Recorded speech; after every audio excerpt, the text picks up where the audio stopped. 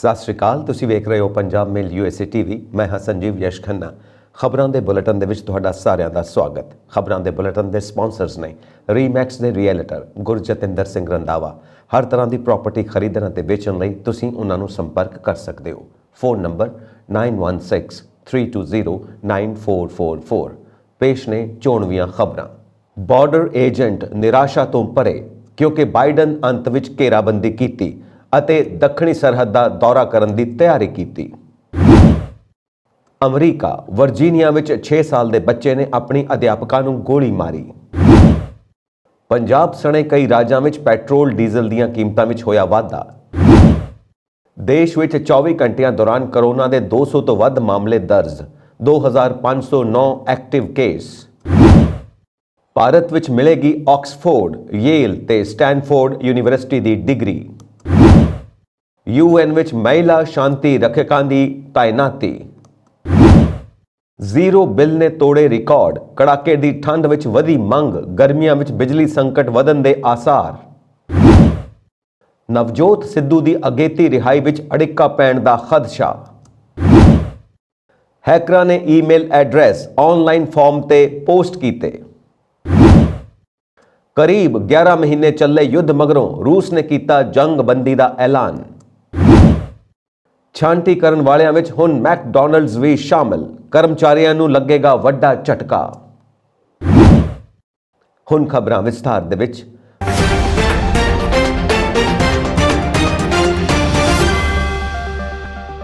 Border patrol agent ਨਿਰਾਸ਼ਾ ਤੋਂ ਭਰੇ ਨੇ ਕਿਉਂਕਿ ਰਾਸ਼ਟਰਪਤੀ ਬਾਈਡਨ ਐਤਵਾਰ ਨੂੰ ਦੱਖਣੀ ਸਰਹੱਦ ਦਾ ਦੌਰਾ ਕਰਨ ਦੀ ਤਿਆਰੀ ਕਰ ਰਹੇ ਨੇ।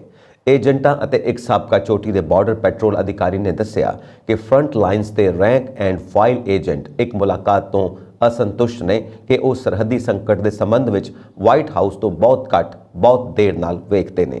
ਵਾਈਟ ਹਾਊਸ ਦੇ ਅਨੁਸਾਰ ਬਾਈਡਨ ਐਤਵਾਰ ਨੂੰ ਐਲ ਪਾਸੋ, ਟੈਕਸਾਸ ਦਾ ਦੌਰਾ ਕਰਨਗੇ, ਜਿੱਥੇ ਉਹ ਚੁਣੇ ਗਏ ਸਥਾਨਕ ਅਧਿਕਾਰੀਆਂ ਅਤੇ ਕਮਿਊਨਿਟੀ ਨੇਤਾਵਾਂ ਨਾਲ ਮੁਲਾਕਾਤ ਕਰਨਗੇ, ਜਦਕਿ ਸਰਹੱਦ ਤੇ ਕਾਰਵਾਈਆਂ ਦਾ ਮੁਲਾਂਕਣ ਕਰਨਗੇ।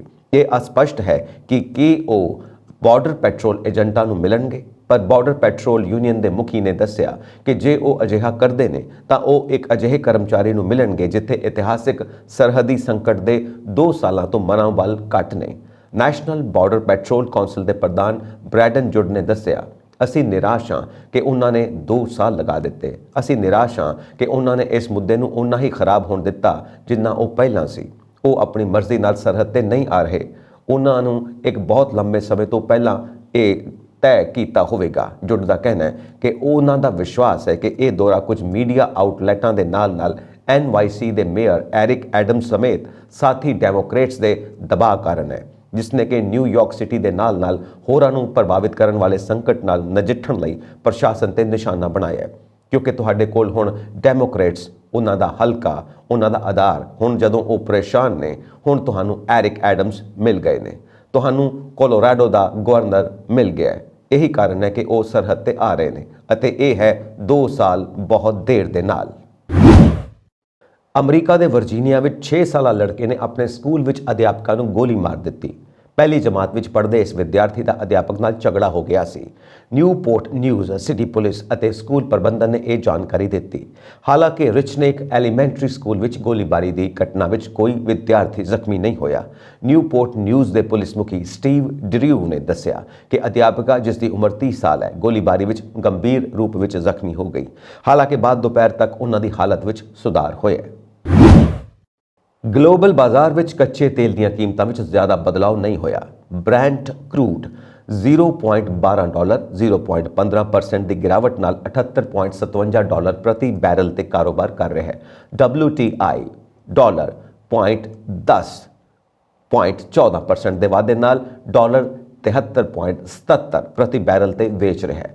ਹਰ ਰੋਜ਼ ਦੀ ਤਰ੍ਹਾਂ ਸ਼ਨੀਵਾਰ ਨੂੰ ਵੀ ਸਰਕਾਰੀ ਤੇਲ ਕੰਪਨੀਆਂ ਨੇ ਦੇਸ਼ ਵਿੱਚ ਪੈਟਰੋਲ ਤੇ ਡੀਜ਼ਲ ਦੀਆਂ ਨਵੀਆਂ ਕੀਮਤਾਂ ਜਾਰੀ ਕਰ ਦਿੱਤੀਆਂ, ਜਿਸ ਤੋਂ ਬਾਅਦ ਦੇਸ਼ ਦੇ ਕਈ ਸੂਬਿਆਂ ਵਿੱਚ ਪੈਟਰੋਲ ਅਤੇ ਡੀਜ਼ਲ ਦੀਆਂ ਕੀਮਤਾਂ ਵਿੱਚ ਬਦਲਾਅ ਦੇਖਣ ਨੂੰ ਮਿਲ ਰਿਹਾ ਹੈ।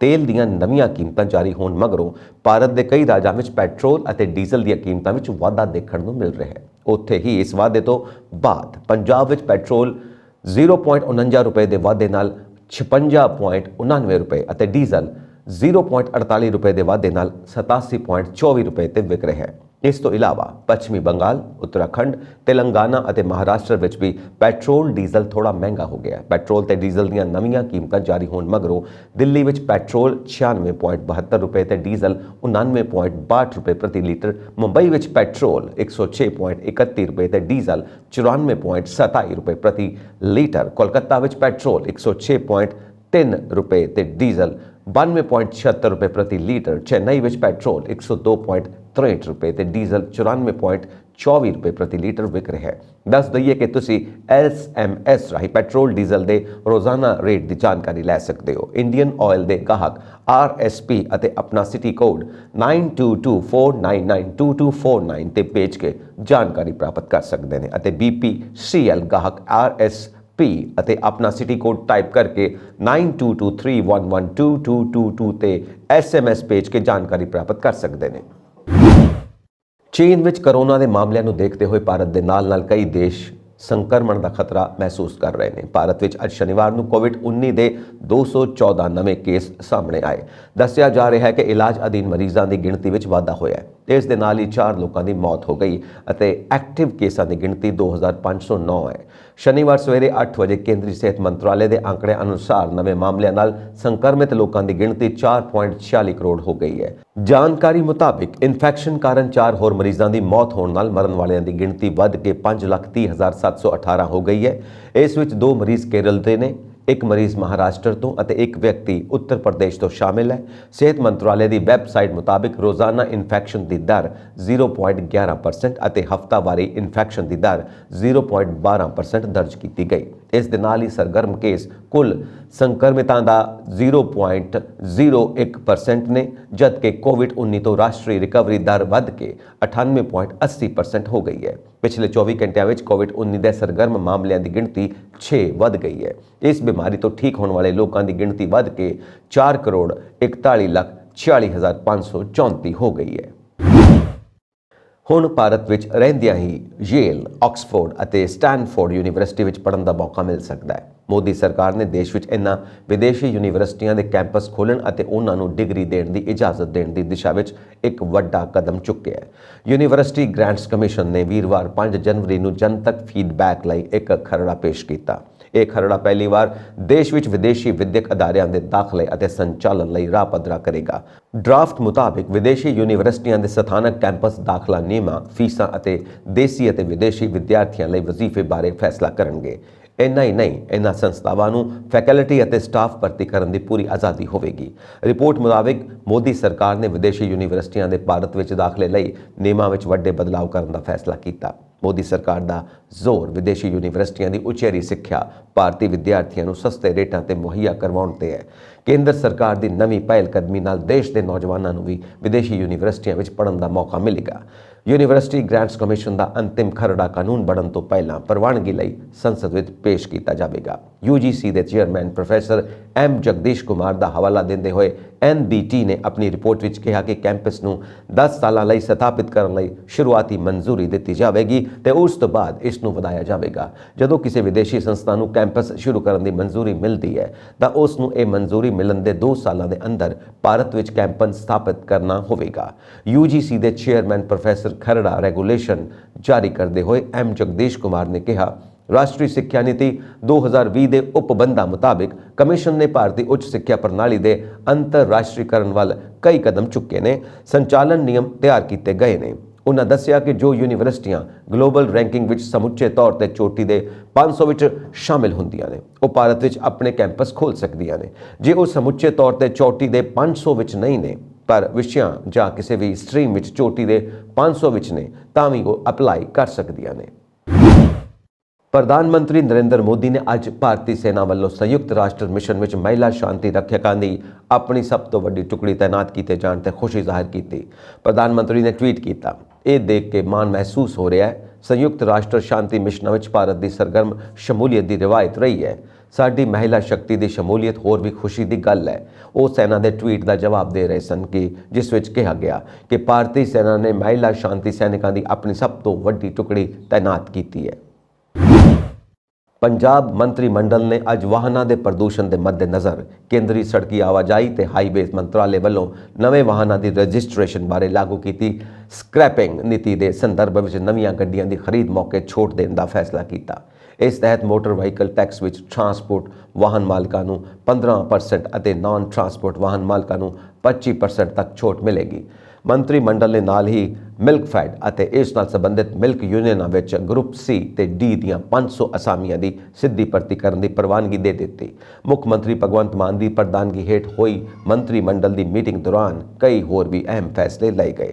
ਕੈਬਨਿਟ ਨੇ ਸਰਕਾਰੀ ਸਕੂਲਾਂ ਦੀ ਵਧੀਆ ਸਾਂਭ ਸੰਭਾਲ ਲਈ ਮੰਤਰੀ ਮੰਡਲ ਨੇ ਸੂਬਾ ਪੱਧਰ ਉੱਤੇ ਸਕੀਮ ਨੂੰ ਲਾਗੂ ਕਰਨ ਨੂੰ ਹਰੀ ਝੰਡੀ ਦੇ ਦਿੱਤੀ ਤਾਂ ਕਿ ਸਰਕਾਰੀ ਸਕੂਲਾਂ ਵਿੱਚ ਪੜ੍ਹਾਈ ਦਾ ਮਿਆਰ ਉੱਚਾ ਚੁੱਕਿਆ ਜਾ ਸਕੇ। ਇਸ ਸਕੀਮ ਤਹਿਤ ਸਕੂਲ ਕੈਂਪਸ ਦੀ ਸਾਫ਼ ਸਫਾਈ, ਸੁਰੱਖਿਆ ਅਤੇ ਸੁਚਾਰੂ ਪ੍ਰਸ਼ਾਸਨ ਚਲਾਉਣ ਲਈ ਫੰਡ ਪੰਜਾਬ ਸਰਕਾਰ ਵੱਲੋਂ ਦਿੱਤੇ ਜਾਣਗੇ। ਪੰਜਾਬ ਮੰਤਰੀ ਮੰਡਲ ਵੱਲੋਂ ਅੱਜ ਐਲਾਨੀ ਨਵੀਂ ਸਕ੍ਰੈਪਿੰਗ ਪਾਲਿਸੀ ਅਧੀਨ ਟਰਾਂਸਪੋਰਟ ਗੱਡੀਆਂ ਦੇ ਮਾਲਕ ਗੱਡੀ ਦੀ ਰਜਿਸਟ੍ਰੇਸ਼ਨ ਤੋਂ 8 ਸਾਲ ਤੱਕ ਅਤੇ ਨਾਨ ਟਰਾਂਸਪੋਰਟ ਗੱਡੀਆਂ ਦੇ ਮਾਲਕ 15 ਸਾਲ ਤੱਕ ਸਕੀਮ ਦਾ ਲਾਭ ਲੈ ਸਕਦੇ ਨੇ।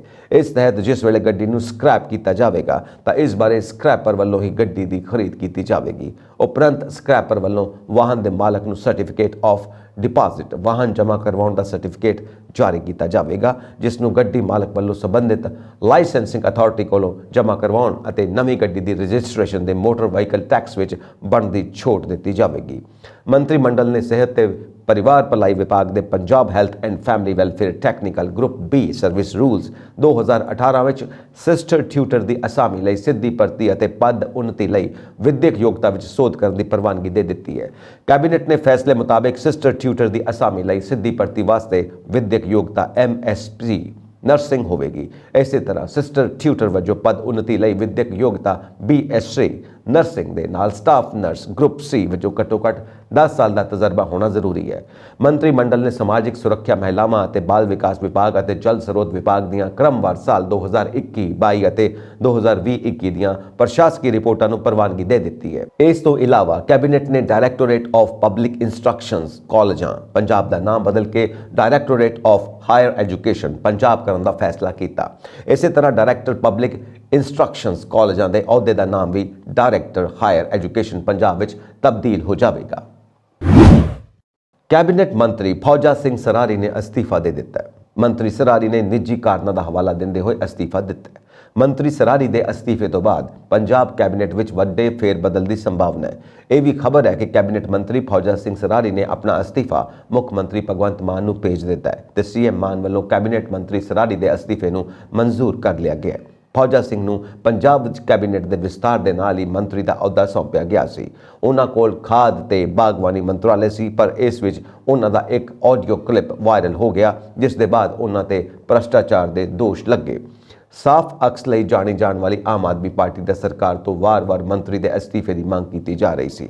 ਹੁਣ ਪੰਜਾਬ ਦੇ ਕੈਬਨਿਟ ਵਿੱਚ ਵੱਡੇ ਫੇਰ ਬਦਲ ਦੀ ਸੰਭਾਵਨਾ ਹੈ। ਕਈ ਮੰਤਰੀਆਂ ਦੇ ਵਿਭਾਗ ਬਦਲੇ ਜਾ ਸਕਦੇ ਨੇ ਤੇ ਨਵੇਂ ਚਿਹਰਿਆਂ ਨੂੰ ਮੌਕਾ ਮਿਲ ਸਕਦਾ ਹੈ। ਸ਼ਾਮ 5 ਵਜੇ ਤੋਂ ਪਹਿਲਾਂ ਰਾਜਪਾਲ ਨਿਵਾਸ ਵਿੱਚ ਇੱਕ ਸਾਦੇ ਪ੍ਰੋਗਰਾਮ ਵਿੱਚ ਨਵੇਂ ਮੰਤਰੀ ਨੂੰ ਸਹੁੰ ਚੁਕਾਈ ਜਾ ਸਕਦੀ ਹੈ।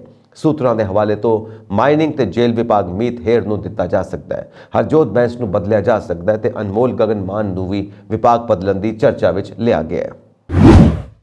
ਮੁੱਖ ਮੰਤਰੀ ਭਗਵੰਤ ਮਾਨ ਦੀ ਅਗਵਾਈ ਵਾਲੀ ਪੰਜਾਬ ਸਰਕਾਰ ਵੱਲੋਂ ਸਰਕਾਰੀ ਹਸਪਤਾਲਾਂ ਤੇ ਡਿਸਪੈਂਸਰੀਆਂ ਨੂੰ ਲੈ ਕੇ ਨਵਾਂ ਫਰਮਾਨ ਜਾਰੀ ਕੀਤਾ ਗਿਆ। ਜਾਰੀ ਕੀਤੇ ਗਏ ਹੁਕਮਾਂ ਮੁਤਾਬਕ ਸਰਕਾਰੀ ਹਸਪਤਾਲਾਂ ਅਤੇ ਡਿਸਪੈਂਸਰੀਆਂ ਵੱਲੋਂ ਸਰਕਾਰੀ ਪਰਚੀ ਟੈਸਟਾਂ ਲਈ ਇਕੱਠੇ ਕੀਤੇ ਜਾਂਦੇ ਯੂਜ਼ਰ ਚਾਰजेस ਨੂੰ ਸਰਕਾਰੀ ਖਜ਼ਾਨੇ ਵਿੱਚ ਜਮ੍ਹਾਂ ਕਰਵਾਏ ਜਾਣ ਦੀ ਉਮੀਦ ਹੈ। ਇਹ ਹੁਕਮ ਪੰਜਾਬ ਹੈਲਥ ਕਾਰਪੋਰੇਸ਼ਨ ਵੱਲੋਂ ਜਾਰੀ ਕੀਤਾ ਗਿਆ, ਜਿਸ ਵਿੱਚ ਕਿਹਾ ਗਿਆ ਕਿ ਪੰਜਾਬ ਹੈਲਥ ਕਾਰਪੋਰੇਸ਼ਨ ਦੇ ਅਧਿਕਾਰ ਖੇਤਰ ਅਧੀਨ ਆਉਂਦੇ ਸਾਰੇ ਸੀਨੀਅਰ ਮੈਡੀਕਲ ਅਫਸਰ 31 ਦਸੰਬਰ 2022 ਤੱਕ ਉਪਭੋਗਤਾ ਫੰਡਾਂ ਦਾ 50% ਅਤੇ ਜਨਵਰੀ 2023 ਤੋਂ ਯੂਜ਼ਰ ਫੰਡਾਂ ਦਾ 100% ਸਰਕਾਰੀ ਖਜ਼ਾਨੇ ਵਿੱਚ ਜਮ੍ਹਾਂ ਕਰਵਾਉਣ। ਦੱਸ ਦਈਏ ਕਿ ਸਰਕਾਰੀ ਹਸਪਤਾਲ ਅਤੇ ਡਿਸਪੈਂਸਰੀਆਂ ਆਪਣੇ ਸਥਾਨਕ ਖਰਚੇ ਚੁੱਕਣ ਲਈ ਉਪਭੋਗਤਾ ਖਰਚਿਆਂ ਦੀ ਵਰਤੋਂ ਕਰਦੀਆਂ ਨੇ, ਪਰ ਜਾਰੀ ਪੱਤਰ ਵਿੱਚ ਹਸਪਤਾਲਾਂ, ਕਲੀਨਿਕਾਂ ਅਤੇ ਡਿਸਪੈਂਸਰੀਆਂ ਦੁਆਰਾ ਸਥਾਨਕ ਖਰਚਿਆਂ ਬਾਰੇ ਕੁਝ ਨਹੀਂ ਦੱਸਿਆ ਗਿਆ, ਜਿਸ ਤੋਂ ਬਾਅਦ ਸੂਬਾ ਸਰਕਾਰ ਵੱਲੋਂ ਹਸਪਤਾਲਾਂ ਅਤੇ ਡਿਸਪੈਂਸਰੀਆਂ ਨੂੰ ਲੈ ਕੇ ਹੁਕਮ ਜਾਰੀ ਕੀਤੇ ਗਏ ਨੇ। ਕੜਾਕੇ ਦੀ ਸਰਦੀ ਵਿਚਾਲੇ ਪੰਜਾਬ ਵਿੱਚ ਬਿਜਲੀ ਦੀ ਖਪਤ ਵਿੱਚ ਵਾਧਾ ਹੋਇਆ। ਸਾਲ 2021 ਦੇ ਮੁਕਾਬਲੇ ਨਵੰਬਰ ਵਿੱਚ 12%, ਦਸੰਬਰ ਵਿੱਚ 4% ਅਤੇ ਜਨਵਰੀ ਦੇ ਪਹਿਲੇ 5 ਦਿਨਾਂ ਵਿੱਚ 16% ਦਾ ਵਾਧਾ ਦਰਜ ਕੀਤਾ ਗਿਆ। ਬਿਜਲੀ ਦੀ ਮੰਗ ਵਧਣ ਕਾਰਨ ਥਰਮਲ ਦੀ ਸਾਲਾਨਾ ਮੁਰੰਮਤ ਨਹੀਂ ਹੋ ਸਕੀ। ਰੋਪੜ ਅਤੇ ਲਹਿਰਾ ਮੁਹੱਬਤ ਥਰਮਲ ਪਲਾਂਟਾਂ ਨੂੰ ਪੂਰੀ ਸਮਰੱਥਾ ਨਾਲ ਚਲਾਉਣਾ ਪਵੇਗਾ। ਇਸ ਦੇ ਨਾਲ ਹੀ ਪਾਵਰਕਾਮ ਦੂਜੇ ਰਾਜਾਂ ਤੋਂ 6 ਰੁਪਏ ਪ੍ਰਤੀ ਯੂਨਿਟ ਦੇ ਹਿਸਾਬ ਨਾਲ ਮਹਿੰਗੀ ਬਿਜਲੀ ਮੰਗ ਰਿਹਾ ਹੈ। ਪਾਵਰਕਾਮ ਦਾ ਕਹਿਣਾ ਹੈ ਕਿ ਬਿਜਲੀ ਦੀ ਖਪਤ ਵਧਣ ਦੇ ਦੋ ਮੁੱਖ ਕਾਰਨ ਨੇ। ਪਹਿਲਾ, ਮੁਫਤ ਬਿਜਲੀ। ਹਰ ਮਹੀਨੇ ਮੁਫਤ ਬਿਜਲੀ ਲੈਣ ਵਾਲਿਆਂ ਦੀ ਗਿਣਤੀ ਵਧੀ ਹੈ। ਪੰਜਾਬ ਵਿੱਚ ਜ਼ੀਰੋ ਬਿੱਲ ਵਾਲੇ ਖਪਤਕਾਰਾਂ ਦੀ ਗਿਣਤੀ 87% ਤੱਕ ਪਹੁੰਚ ਗਈ ਹੈ। ਮੁਫਤ ਬਿਜਲੀ ਕਾਰਨ ਲੋਕ ਸਰਦੀਆਂ ਵਿੱਚ ਗੀਜ਼ਰ ਅਤੇ ਹੀਟਰਾਂ ਦੀ ਅੰਨ੍ਹੇਵਾਹ ਵਰਤੋਂ ਕਰ ਰਹੇ ਨੇ। ਉੱਥੇ ਹੀ ਪਿਛਲੇ 2 ਮਹੀਨਿਆਂ ਤੋਂ ਮੀਂਹ ਦੀ ਇੱਕ ਬੂੰਦ ਵੀ ਨਹੀਂ ਪਈ। ਇਸ ਕਾਰਨ ਕਿਸਾਨ ਸਿੰਚਾਈ ਲਈ ਟਿਊਬਲਾਂ ਤੇ ਨਿਰਭਰ ਨੇ। ਧੁੰਦ ਕਾਰਨ ਸੂਰਜੀ ਊਰਜਾ ਦਾ ਉਤਪਾਦਨ ਵੀ ਲਗਭਗ ਬੰਦ ਹੈ। ਬਿਜਲੀ ਦੀ ਖਪਤ ਵਧਣ ਨਾਲ ਵੱਡਾ ਨੁਕਸਾਨ ਇਹ ਹੋਇਆ ਕਿ ਪੰਜਾਬ ਇਸ ਵਾਰ ਪਾਵਰਕਾਮ ਬੈਂਕਿੰਗ ਸਿਸਟਮ ਤਹਿਤ ਦੂਜੇ ਰਾਜਾਂ ਨੂੰ ਬਿਜਲੀ ਮੁਹੱਈਆ ਨਹੀਂ ਕਰਵਾ ਸਕਿਆ। ਪੰਜਾਬ ਗਰਮੀਆਂ ਅਤੇ ਝੋਨੇ ਦੇ ਸੀਜ਼ਨ ਦੌਰਾਨ ਇਹ ਬਿਜਲੀ ਵਾਪਸ ਲੈਂਦਾ ਸੀ। ਅਜਿਹੇ ਵਿੱਚ ਗਰਮੀ ਦੇ ਮੌਸਮ ਵਿੱਚ ਮੁਸ਼ਕਲਾਂ ਵੱਧ ਸਕਦੀਆਂ ਨੇ। ਅਜੇਪਾਲ ਅਟਵਾਲ ਜਨਰਲ ਸਕੱਤਰ PSEB ਇੰਜੀਨੀਅਰਿੰਗ ਐਸੋਸੀਏਸ਼ਨ ਦਾ ਕਹਿਣਾ ਹੈ ਕਿ ਸਰਕਾਰ ਮੁਫਤ ਦੀ ਬਜਾਏ ਸਸਤੀ ਬਿਜਲੀ ਦੇਵੇ। ਸਰਕਾਰ ਮੁਫਤ ਬਿਜਲੀ ਤੇ ਕਰੋੜਾਂ ਰੁਪਏ ਖਰਚ ਕਰ ਰਹੀ ਹੈ। ਇਸ ਦੀ ਵਰਤੋਂ ਪੰਜਾਬ ਦੇ ਵਿੱਚ ਸਿੱਖਿਆ ਅਤੇ ਦਵਾਈ ਦੇ ਖੇਤਰ ਵਿੱਚ ਹੋਣੀ ਚਾਹੀਦੀ ਹੈ। ਮੁਫਤ ਬਿਜਲੀ ਮਿਲਣ ਕਾਰਨ ਮੰਗ ਵਧੀ ਹੈ। ਇਸ ਵਾਰ ਗਰਮੀਆਂ ਵਿੱਚ ਮੁਸ਼ਕਲਾਂ ਵਧਣ ਵਾਲੀਆਂ ਨੇ। केंद्र सरकार की आज़ादी का अमृत महोत्सव योजना तहत 66% सज़ावां पूरीਆਂ ਕਰਨ ਵਾਲੇ कैदियां संगीन अपराधां वाले कैदियां ਨੂੰ ਛੱਡ ਕੇ ਉਹਨਾਂ ਨੂੰ 26 जनवरी ਨੂੰ ਰਿਹਾ ਕਰਨ ਵਾਲੀਆਂ योजना ਦਾ ਲਾਭ ਲੈਣ ਵਾਲਿਆਂ ਦੀ ਸੂਚੀ ਵਿੱਚ कांग्रेस आगू नवजोत सिद्धू भी शुमार ने। पर फिर भी कांग्रेस ਨੂੰ सिद्धू की अगेती रिहाई ਵਿੱਚ पंजाब सरकार ਵੱਲੋਂ कोई अड़िक्का पैण का खदशा है।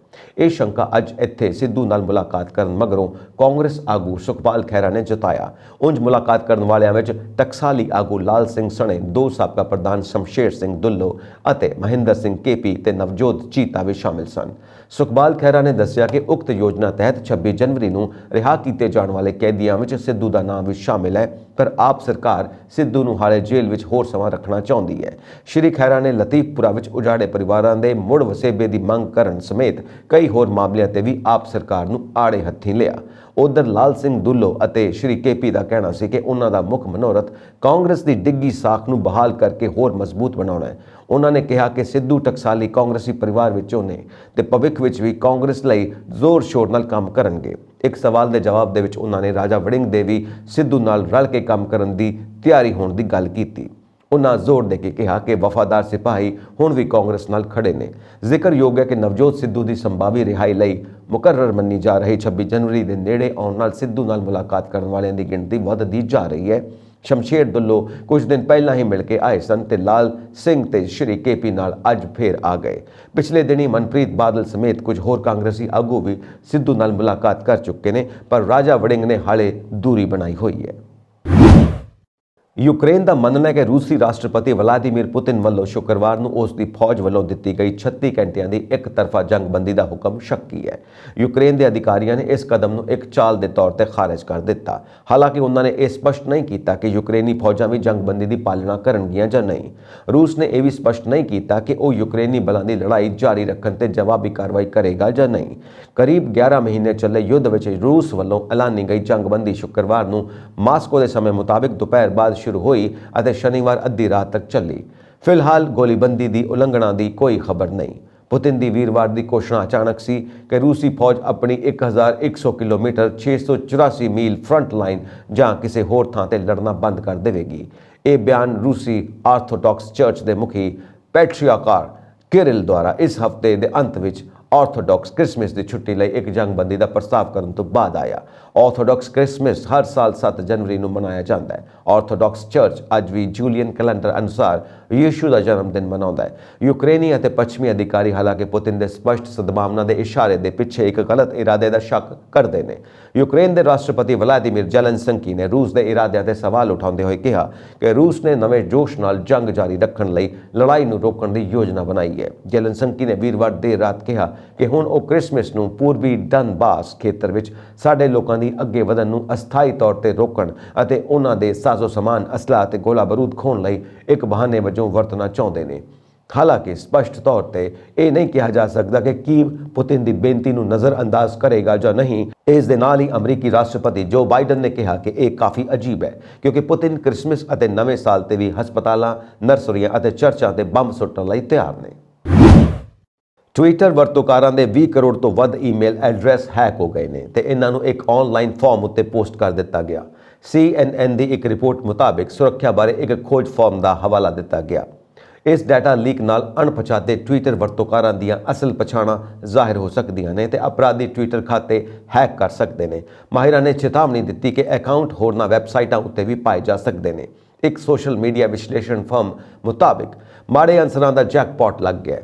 ਲੀਕ ਹੋਏ ਰਿਕਾਰਡ ਵਿੱਚ ਟਵਿੱਟਰ ਵਰਤਣ ਵਾਲਿਆਂ ਦੇ ਨਾਂ, ਅਕਾਊਂਟ ਹੈਂਡਲ, ਫਾਲੋਅਰਸ ਦੀ ਗਿਣਤੀ ਤੇ ਅਕਾਊਂਟ ਬਣਾਉਣ ਦੀ ਤਾਰੀਖ ਆਦਿ ਸਭ ਸ਼ਾਮਿਲ ਨੇ।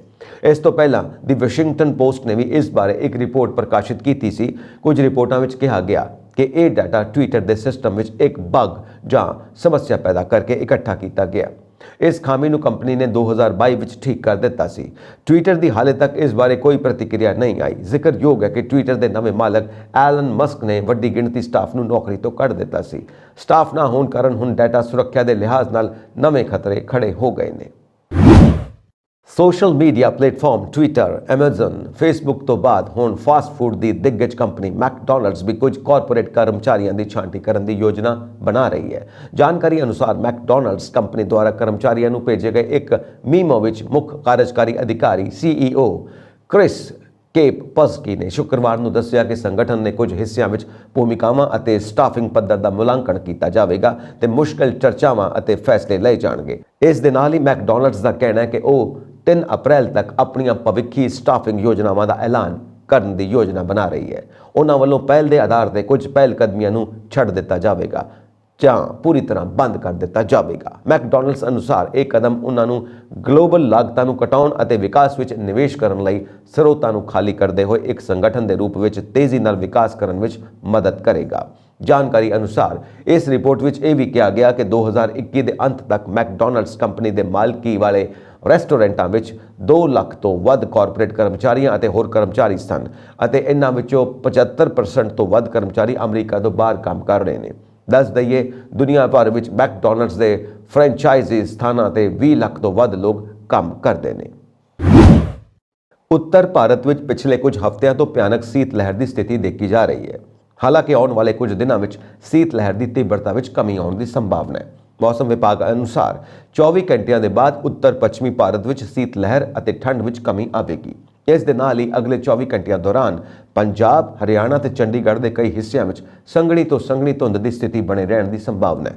ਹਾਲਾਂਕਿ ਇਸ ਤੋਂ ਬਾਅਦ ਕੋਹਰੇ ਤੋਂ ਰਾਹਤ ਮਿਲੇਗੀ। ਪਿਛਲੇ 24 ਘੰਟਿਆਂ ਵਿੱਚ ਉੱਤਰ ਪੱਛਮੀ ਭਾਰਤ ਦੇ ਮੈਦਾਨੀ ਇਲਾਕਿਆਂ ਦੇ ਕਈ ਹਿੱਸਿਆਂ ਵਿੱਚ, ਮੱਧ ਪ੍ਰਦੇਸ਼ ਦੇ ਆਸ-ਪਾਸ ਦੇ ਇਲਾਕਿਆਂ ਵਿੱਚ ਘੱਟੋ-ਘੱਟ ਤਾਪਮਾਨ 1 ਤੋਂ 5 ਡਿਗਰੀ ਸੈਲਸੀਅਸ ਦੇ ਵਿਚਾਲੇ ਰਿਹਾ। ਉੱਥੇ ਹੀ ਦੂਜੇ ਪਾਸੇ ਦਿੱਲੀ ਵਿੱਚ ਸੀਤ ਲਹਿਰ ਦਾ ਪ੍ਰਕੋਪ ਜਾਰੀ ਹੈ। ਅਗਲੇ 5 ਦਿਨਾਂ ਤੱਕ ਇੱਥੇ ਮੌਸਮ ਖੁਸ਼ਕ ਰਹਿਣ ਦੀ ਸੰਭਾਵਨਾ ਹੈ। ਦਿੱਲੀ ਤੇ NCR ਵਿੱਚ ਅਗਲੇ ਕੁਝ ਦਿਨਾਂ ਤੱਕ ਸੰਘਣੀ ਧੁੰਦ ਪੈਣ ਦੇ ਆਸਾਰ ਨੇ। ਮੌਸਮ ਵਿਭਾਗ ਨੇ 7 ਜਨਵਰੀ ਤੱਕ ਸੀਤ ਲਹਿਰ ਚੱਲਣ ਤੇ ਰੈੱਡ ਅਲਰਟ ਜਾਰੀ ਕੀਤਾ ਹੈ। ਸ਼ਨੀਵਾਰ ਨੂੰ ਵੱਧ ਤੋਂ ਵੱਧ ਤੇ ਘੱਟ ਤੋਂ ਘੱਟ ਤਾਪਮਾਨ ਕ੍ਰਮਵਾਰ 18 ਤੇ 5 ਡਿਗਰੀ ਸੈਲਸੀਅਸ ਰਹਿਣ ਦੀ ਸੰਭਾਵਨਾ ਹੈ। ਮੌਸਮ ਵਿਭਾਗ ਦੀ ਮੰਨੀ ਜਾਵੇ ਤਾਂ ਦਿੱਲੀ ਵਾਸੀਆਂ ਨੂੰ ਇਸ ਹਫ਼ਤੇ ਠੰਡ ਤੋਂ ਰਾਹਤ ਨਹੀਂ ਮਿਲਣ ਵਾਲੀ। ਹਾਲਾਂਕਿ ਨਵੀਂ ਪੱਛਮੀ ਗੜਬੜੀ ਕਾਰਨ 8 ਜਨਵਰੀ ਤੋਂ ਇੱਕ ਵਾਰ ਫਿਰ ਤਾਪਮਾਨ ਵਿੱਚ ਵਾਧਾ ਦੇਖਿਆ ਜਾ ਸਕਦਾ ਹੈ, ਜਿਸ ਕਾਰਨ ਠੰਡ ਤੋਂ ਰਾਹਤ ਮਿਲੇਗੀ। ਇਹ ਸਨ ਅੱਜ ਦੀਆਂ ਮੁੱਖ ਖਬਰਾਂ। ਹੋਰ ਅਪਡੇਟਸ ਦੇ ਲਈ ਵੇਖਦੇ ਰਹੋ ਪੰਜਾਬ ਮੇਡ USA TV। ਸਤਿ ਸ਼੍ਰੀ ਅਕਾਲ।